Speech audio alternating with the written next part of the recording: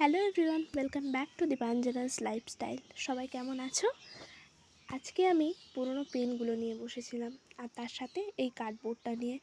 যদি একটা কার্ডবোর্ডের ওই এলইডি বাল্বের বক্সগুলো হয় না, ওরকম যদি কোনো একটা বক্স পেতাম তাহলে আমি আর এরকম করে বক্স বানাতাম না। যদি তোমাদের কাছে ওরকম বক্স আছে তাহলে ওটার ওপরেই পেপার কভার করে করতে পারো, কিংবা যদি না থাকে এইভাবে কার্ডবোর্ডকে কেটে করে স্যালোটেপ কিংবা মাস্কিং টেপ, গ্লুগান, যে কোনো আঠার মাধ্যমে চিটিয়ে এভাবে বক্সটা বানিয়ে নিতে পারো। ওপর সারফেসটা ফাঁকা রাখবে, কারণ এটাকে আমি একটা পেন স্ট্যান্ডে ট্রান্সফর্ম করব। আমি স্যালোটেপের মাধ্যমে পুরোটাকে একদম হার্ড করে দিয়েছিলাম, চিটিয়ে দিয়েছিলাম। তারপরে একটা ব্ল্যাক কালারের আর্ট পেপার দিয়ে ওকে মুড়িয়ে নিয়েছিলাম। তোমরা চাইলে যে কোনো কালারের আর্ট পেপার দিয়ে মোড়াতে পারো।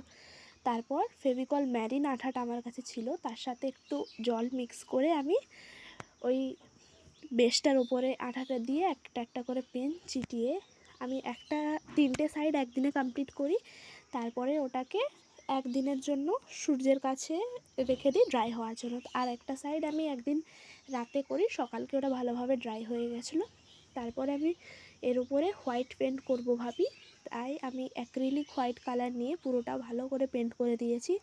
এটা তোমাদের নোটিস করতে হবে যে কোনো যাতে না কালারগুলো ভিজিবল হয়, পেনের কালারগুলো ভিজিবল হয়। তারপরে এর মধ্যে আমি একটা পান্ডার শেপ ড্রয়িং করে দিয়েছি। এই পেনগুলোর যে টেক্সচারটা আপস অ্যান্ড ডাউনটা, তার মধ্যে ড্রয়িং করাটা একটু হার্ড ছিল, বাট আমি ট্রাই করেছি। তোমরা জানিও আমার এই পুরনো পেনের ক্রাফটটা তোমাদের কেমন লাগলো, আর পেন দিয়ে নতুন কি ক্রাফট দেখতে চাইছো, ওল্ড পেন যেগুলো ইউজ হয় না, নতুন কি ক্রাফট দেখতে চাইছো আমাকে কমেন্টে জানিও। আর আজকের ক্রাফটটা তোমাদের কেমন লাগলো অবশ্যই জানিও। অবশ্যই সাবস্ক্রাইব করো, পাশে থাকবে। দেখা হচ্ছে পরের কোনো ভিডিওয় নতুন কোনো ক্রাফটের সাথে।